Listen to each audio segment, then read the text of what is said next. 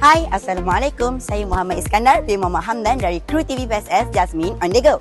Jadi hari ini SMK Taman Jasmine 2 akan merasmikan bulan akademik bagi tahun 2026. Jadi jomlah sama-sama kita saksikan suasana perasmian. Let's go!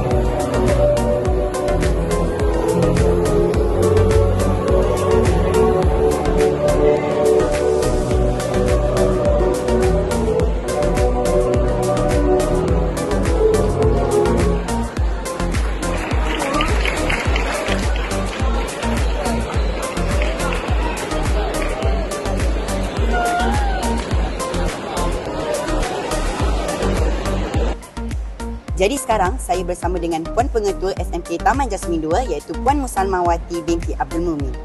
Baik Puan Pengetua, boleh saya tanya beberapa soalan? Boleh? Okey.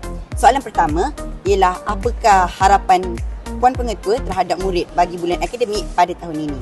Okey, sudah pastinya apabila disebut akademik mestilah kita nak kecemerlangan. Jadi menjadi harapan saya supaya anak-anak SMK Taman Jasmine 2 ni akan terus cemerlang dalam akademik dan seterusnya juga dalam sasiah mereka. Okey, sebab akademik ni adalah asas kepada kejayaan sebuah sekolah.